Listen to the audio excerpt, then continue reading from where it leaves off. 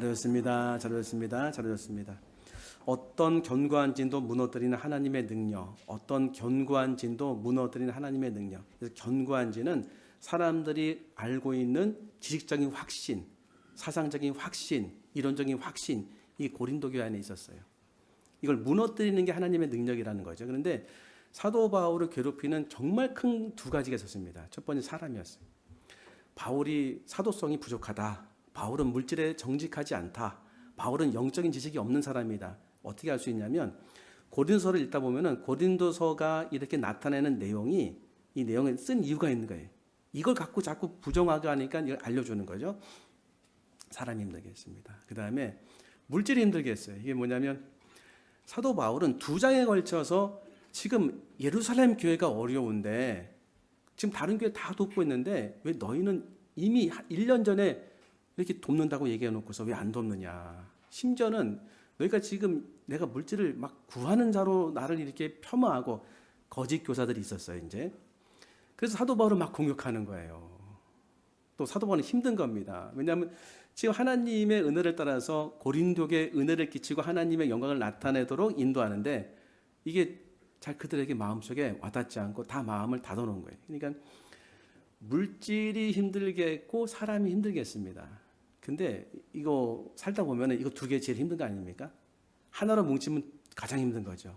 물질이 힘들고 사람이 힘든데 사람이 물질 때문에 힘들게 한다. 물질은 없어도 힘들고 조금 있어도 힘들고 많이 있어도 힘들고 이런 거 아니겠습니까? 그래서 그때 사도 바울은 하나님의 성령께서 사도 바울에게 말씀하신 거예요. 견고한 진을 무너뜨리는 강력한 하나님의 능력이 우리의 무기다.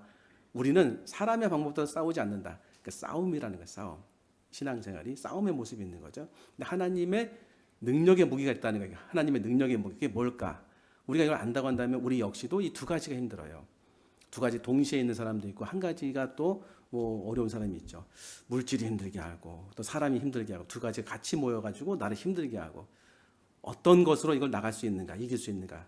하나님의 능력은 뭔가? 첫 번째 같이 한번 읽겠습니다. 시작. 하나님의 말씀입니다. 고린도서는 고린도 교회에 보낸 편지예요. 편지는 말씀으로 되어 있는 거예요. 근데 편지가 아니라 하나님의 서신이에요. 그러니까 지금 고린도 교회 문제를 해결하려고 하나님은 사도 바울을 통해서 말씀 주시는 거죠. 하나님 말씀은 능력의 말씀이고 하나님 말씀은 살아있는 말씀이고 하나님 말씀은 우리의 관절과 골수를 찔러 쪼갤 수 있는 능력이 있지요.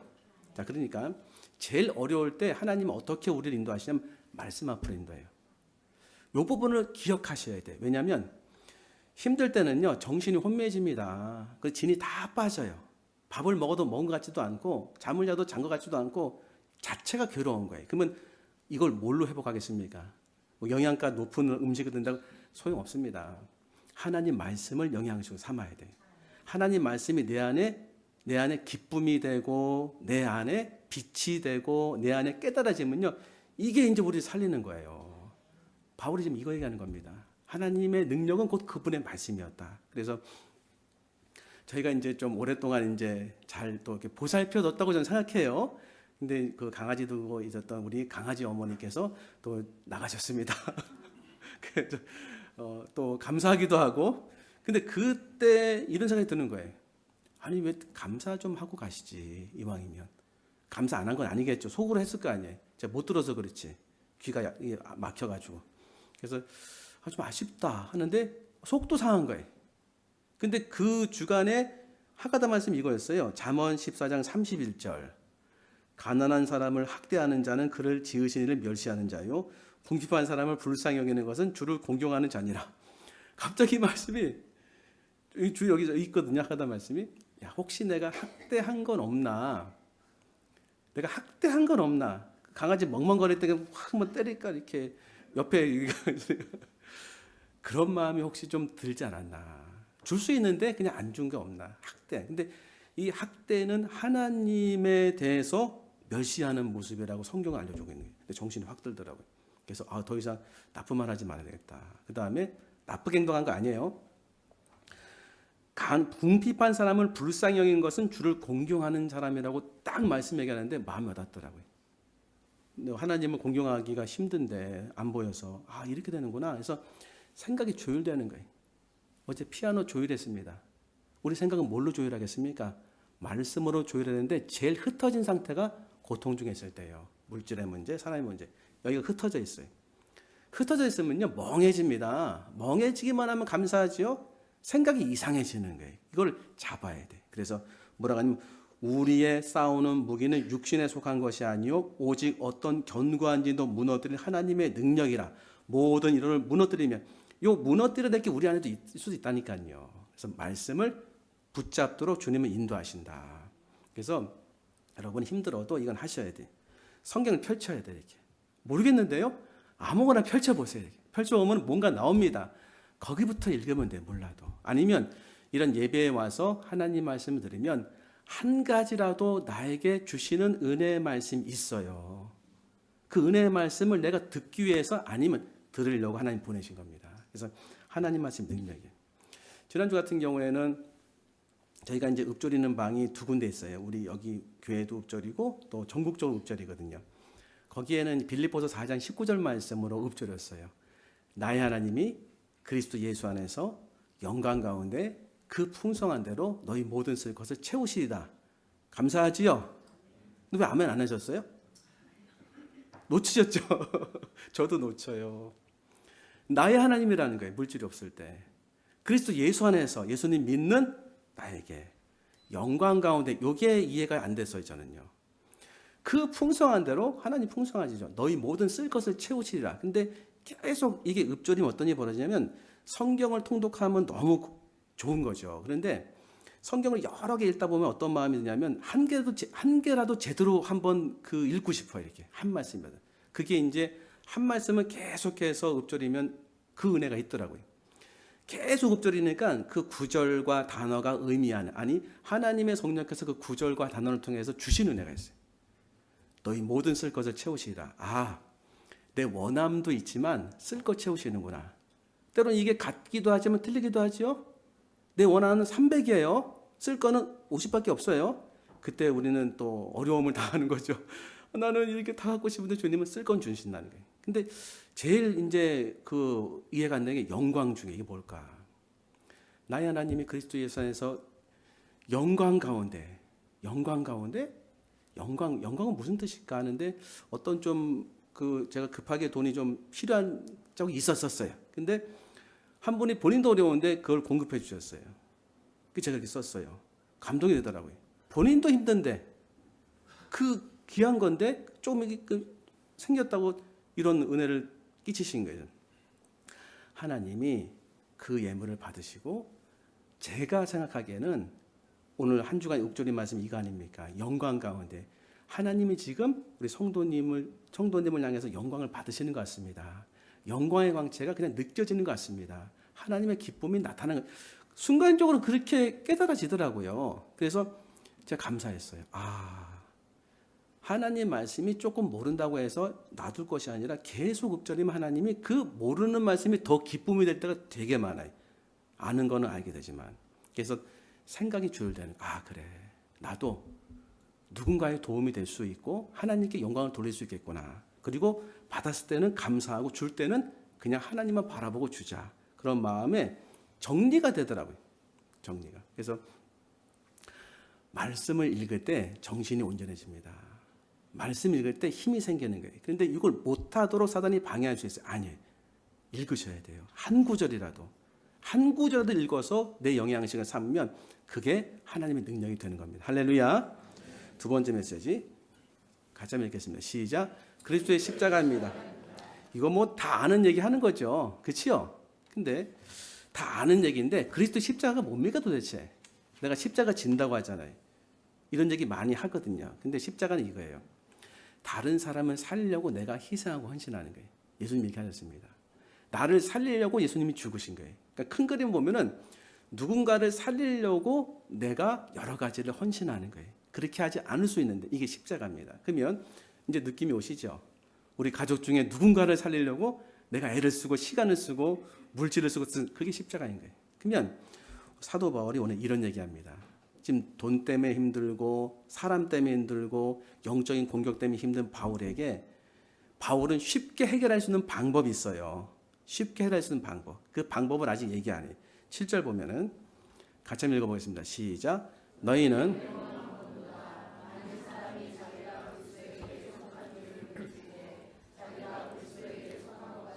우리도 그러한 줄을 자기 속으로 다시 생각할 것이라. 자, 여기 아멘 그대로 놔두시고, 이 당시에 외모는 옷은 신분을 상징한 거예요. 알려주는 거예요. 이 사람은 유대인이다, 유대인 아니다, 옷이 달랐어요. 또 유대인 중에서도 뭐 레위인이다, 옷이 달랐어요. 그러면 외모만 본다는 것은요, 옷 보고 딱 판단이 되는 거예요. 옷 보고 판단이 되는데, 만일 사람이 자기가 그리스도에게 속한 줄을 믿을진데, 자기가 그리스도에게 속한 것 같이 우리도 그러한 줄을 자기 속으로 다시 생각할 것이다. 그러니까 하나님이 나에게 은혜 주셨어요. 용서해 주시고 감사했어요. 근데 요거는 감사하는데, 똑같은 상황인데 저 사람에게도 그런 은혜가 임하는 것을 왜 생각하지 않느냐. 너희만 그리스도인이냐, 너희가 그리스도인이 돼서 은혜 받는 것처럼 이 사람도 하나님 은혜 주지 않겠느냐. 다시 생각하라.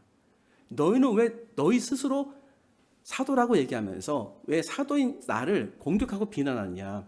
다시 생각하라는 거예요. 신앙생활 할 때 내 기준을 많이 생각합니다. 그래서 내가 하는 거는 다 하나님 앞에 영광이 될 수 있고, 그리고 용서되어지는 것이고, 하나님 앞에 관용되어지는 거예요. 다른 사람은요, 이상할 정도로 그는 안 되는 거예요. 그렇게 생각하면 안 된다는 거예요.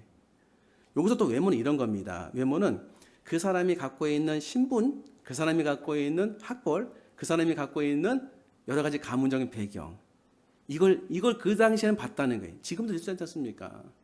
저 사람이 어떤 사람인가, 그 내면을 보기 전에 우리 먼저 판단을 쉽게 할 수 있죠. 그래서 저 사람은 없애야 된다, 저 사람은 그냥 여기서 제해야 된다, 이렇게 생각할 수 있는데, 8절 보니까 같이 한번 읽어보겠습니다. 시작. 주께서 주신 권세는 너희를 무너뜨리려고 하신 것이 아니요 세우려고 하신 것이니 내가 이에 대하여 지나치게 자랑하여도 부끄럽지 아니하리라. 잘 보세요. 주께서 주신 권세는, 사도 바울의 사도권, 너희를 무너뜨리려고 하신 것이 아니요, 무너뜨려야 돼요. 이단같이 진짜 성경에 뭐라고 하냐면 사단도 광명의 천사로 가장한다는 거예요. 사단의 일꾼들이라고 표현했어요. 오죽했으면. 그러면 무너뜨려서 아예 출교시켜야 되죠. 출교시켜야 되잖아요. 근데 그렇게 안 하고 있는 거예요. 왜 그럴까요? 깊이 한번 생각해 보세요. 저 사람 정말 못됐어요. 없어져 버려야 돼. 근데 하나님이 은혜 자꾸 주시면 뭐가 이렇게 자꾸 생각나냐면, 저 사람을 무너뜨리는 것이 아니라 저 사람을 세우려는 마음을 자꾸 하나님 나한테 주시는 거예요. 싫어요, 사실. 무너뜨려서 없어졌으면 좋겠어요. 근데 한 번 다시 보게 하시고, 또 생각나게 하시고, 알게 하시는 거예요. 예를 들면 제가 이제 이번 주에 이제 그 한 말씀 읊조리기 방을 좀 만들어서 하다 보니까 시간이 많이 걸렸어요. 그래서 예전에는 그 사람들을 새롭게 모아가지고 방을 이렇게 세워가지고 했는데, 다 기존의 방에 들여보내드렸어요. 10명, 뭐 7명, 6명. 근데 한 분이 들어갔다 바로 나오셨더라고요. 바로 나오셔서 이렇게 적었어요. 어떻게 저는 다들 정쟁적으로 횟수를 올리는 것을 보고 의문이 듭니다. 말씀을 한 번 보더라도 새기고 깨닫는 것이 중요하다는 생각이 드는데요. 율법에 치우쳐 외식하는 바리새인과 서기관 같은 모습이 될까 염려됩니다. 횟수를 계수해서 올리기보다 읽고 깨달은 바를 올리는 게 낫지 않을까 하는 생각입니다. 하나님께서는 살찐소와 염소의 제사보다 진실한 기도를 원하시니까요. 그치요? 아멘. 제가 이렇게 했어요. 그러셨군요. 경쟁적으로 하는 것이 아니라 자발적으로 기쁨을 하는 것입니다. 마음이 없으면 그렇게 못합니다. 근데 한 가지만 했으면 제가 감사했을 것 같아요. 그 방에서 안 나갔으면 견디겠다는 거죠. 나왔어요. 순간만 봤어요. 그치요? 요 마음이 우리에게 있어요. 순간만 보고 판단되는 거예요. 에이, 여긴 아니다. 그게 맞을까요? 여러분들 그 분별이 안 되십니까? 얼마나 오랫동안 석 달, 넉 달 동안 진행이 됐잖아요. 20번 하는 게 어렵습니다. 석 달 지나서 겨우 해가지고 100번 낸 거예요. 근데 겨우 한 게 아니라 하나님 은혜로 한 거죠. 그 다음에 감동이 돼서 200번, 300번 냈는데 그 겉에만 보여진 거예요. 겉에만 보고 내가 판단할 수 있잖아요. 이거 율법적으로, 뭐 경쟁적으로 하는 거 아니냐. 아니, 이런 경쟁은 좋지 않습니까? 아닌가요? 경쟁이 아니더라도 경쟁하려고 하는 거 아니에요? 이런 판단과 기준은 왜 제시되는 걸까요? 한번 생각해 보세요. 이런 판단과 기준이 나를 성장시키는지, 아니면 이런 판단과 기준이 나를 성장 못 시키는지. 성장 못 시킵니다. 저는 목사잖아요. 많은 사람 보게 됩니다. 제일 성장이 안 이루어지는 분이 이런 분들이에요. 왜? 자기의가 있어요. 자기 기준이 있어요. 자기 판단이 있는 겁니다. 어떻게 하면 좋겠습니까? 근데 본인은 그런 것들에 대해서 잘 인지를 하면서도 못합니다. 어렵죠. 하나님 어떻게 다루실까요? 저를 다루시는 거랑 똑같습니다. 저를. 그래서 제가 어떻게 했을까 이번엔요.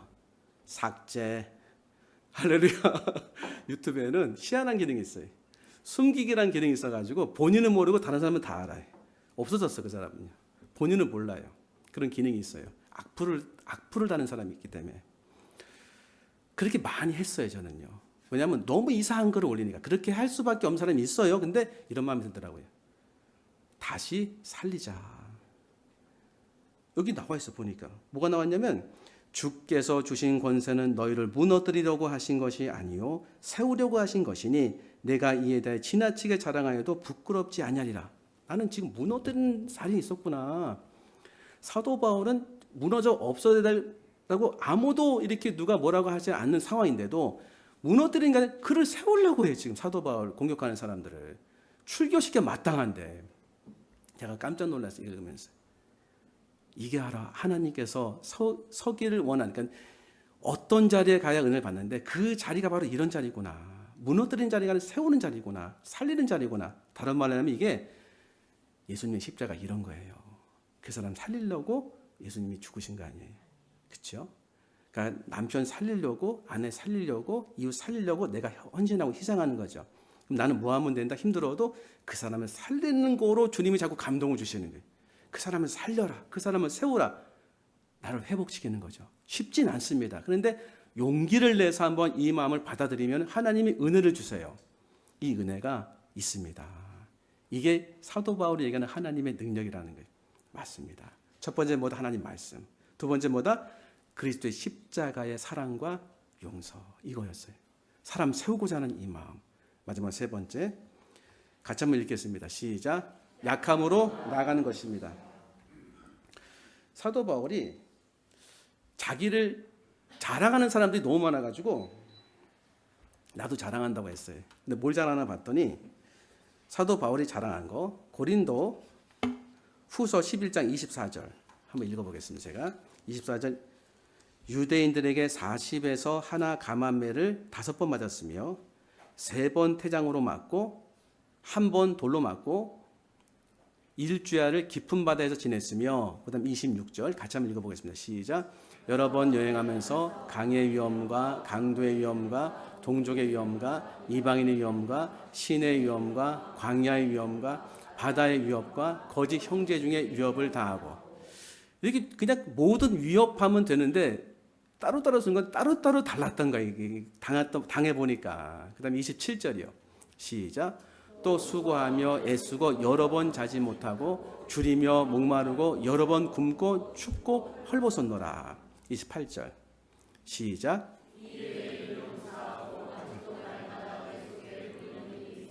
곧 모든 교회를 위하여 염려하는 것이라. 몸도 아픈데 마음도 힘든 거예요. 정신도 그냥 막 혼미해지고 어려운 거예요. 29절 시작. 누가 약하면 누가 실족하게 되면 내가 애타지 아니하더냐. 그러니까 요거 가만 놔둬 보세요. 사람이 많단 말이에요. 많으면은 그 중에 100명이면은 좀 힘들게 하는 사람 몇 명일까요? 통계적으로 20명이다. 대략 20명이에요. 통계를 보니까. 그러면은 80명 남아 계시죠? 그 80명에 순수하게 따라온 사람 20명, 중간에 60명. 이게 그냥 일반적인 통계예요. 그러면 사람들은 자기를 따라오는 사람을 보고 갈 가능성이 큽니다. 기업은 거의 이렇죠. 신앙생활도 이럴 가능성이 큰 거예요. 근데 사도 바울은 뭐 얘기합니까? 한 사람이 실족하게 되면 누가 애타지 아니하냐. 그 사람이 거짓 교사에게 혹시 그 잘못된 걸 듣고 나서 믿음이 넘어지고 하는 게 너무 힘들다는 거예요. 또는 거짓 교사가 그렇게 하는 것도 괴롭다는 거예요. 이거 거짓 교사는 빨리 출교시키면 되고 막 넘어진 사람은 에휴 그럴 수도 있지. 안 넘어진 사람 뭐 바라보면 가면 되지 할 수 있지 않습니까? 이렇게 안 한 거예요. 이거 어렵습니다. 저는 이런 거 한번 생각해 봤어요. 뭐 새벽기도 한번 말씀드렸는데 몇 명의 교인이 생기면은 성도로부터 받는 어려움이 없어질까? 어떤 분이 그래서 1000명 되면 됩니다 그러더라고요. 목사님. 좀 나이 드신 목사님 1000명 되면 됩니다. 신경 안 써도 됩니다. 그렇지 않겠죠.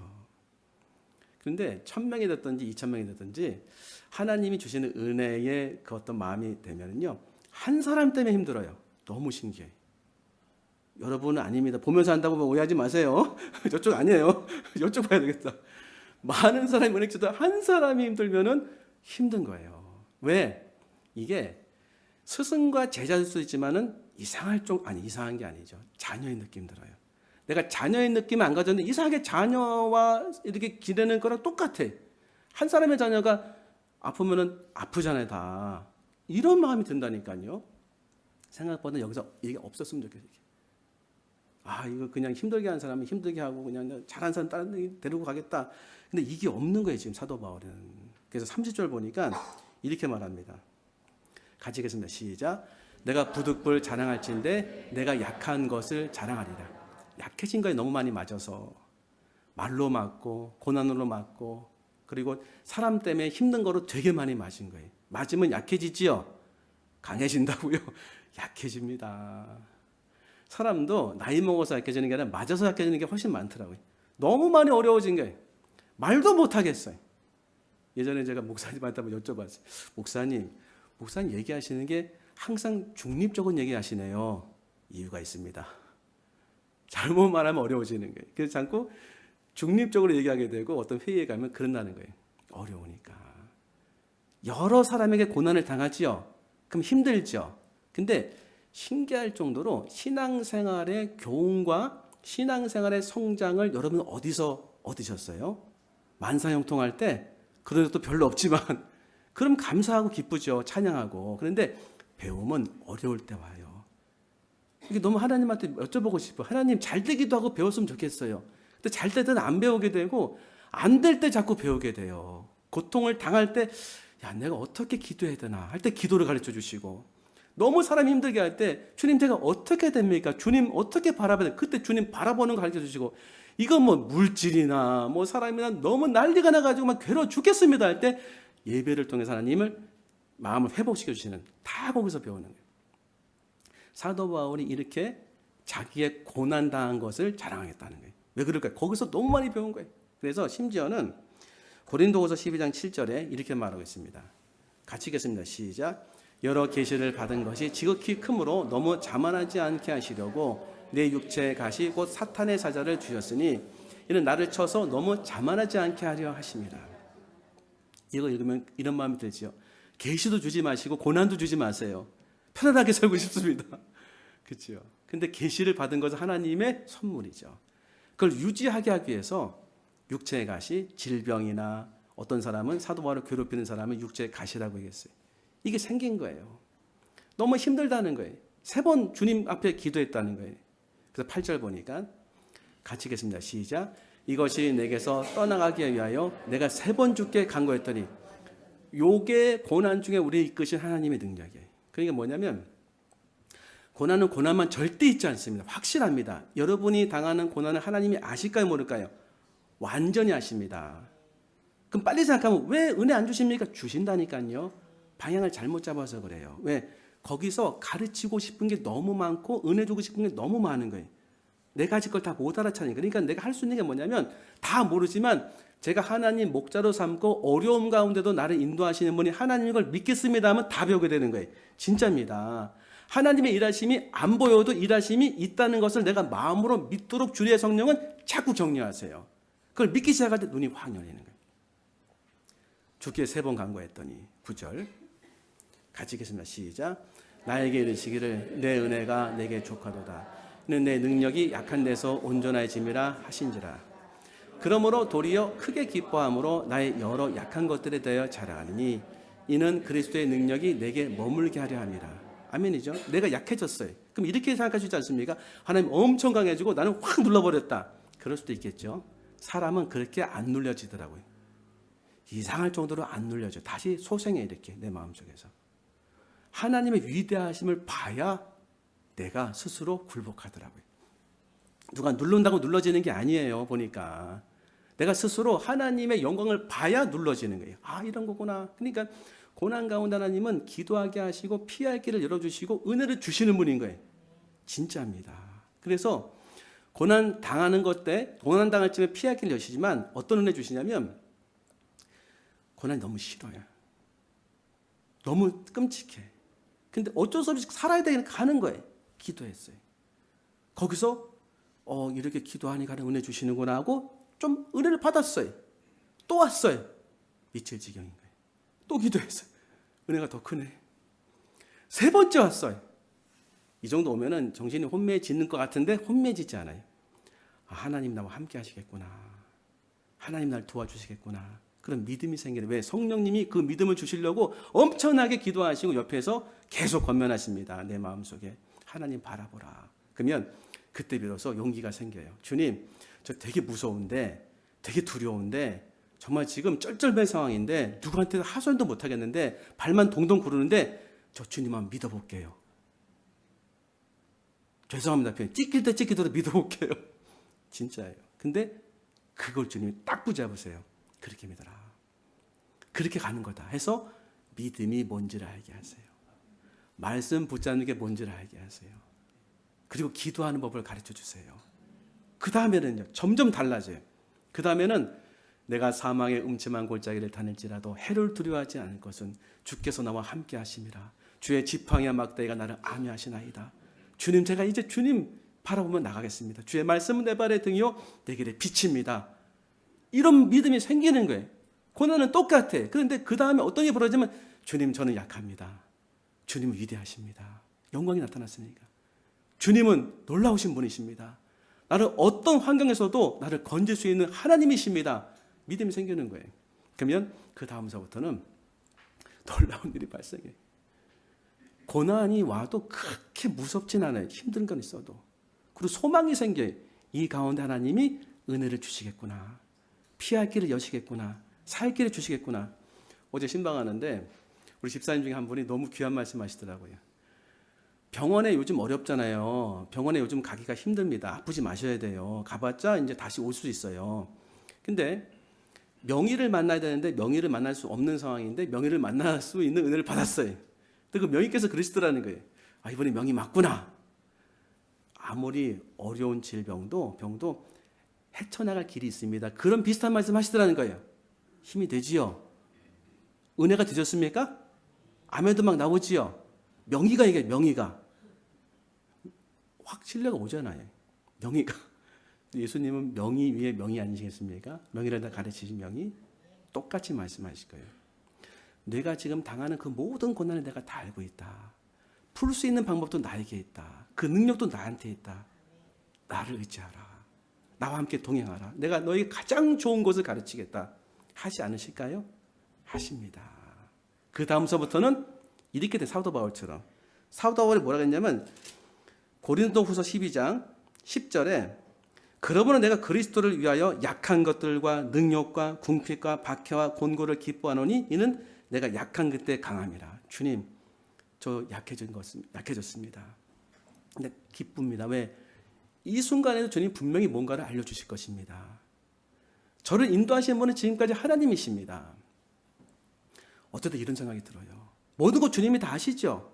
이 고난도 오해하지 마세요. 나에게 필요해서 혹시 온 거 아닐까? 나에게 이 고난을 통해서 하나님이 고난을 주신 건 아니지만 그 고난을 선용하셔가지고 나에게 가르치실 것이 있어서 머물게 하신 것이 아닐까? 그러면 내가 배우면 되지 않나? 내가 주님 의지하면 되지 않나? 내가 두려워할 것이 아니라 주님을 신뢰하면 이 모든 고난은 합력해서 손으로 가는 것이 아닌가? 맞습니다. 이거였어요.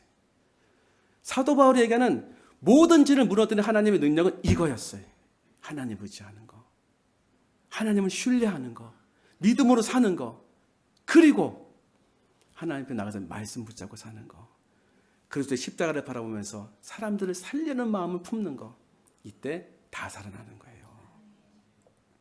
이번 주 주님의 은혜가 나타나기 소망합니다. 기도하겠습니다.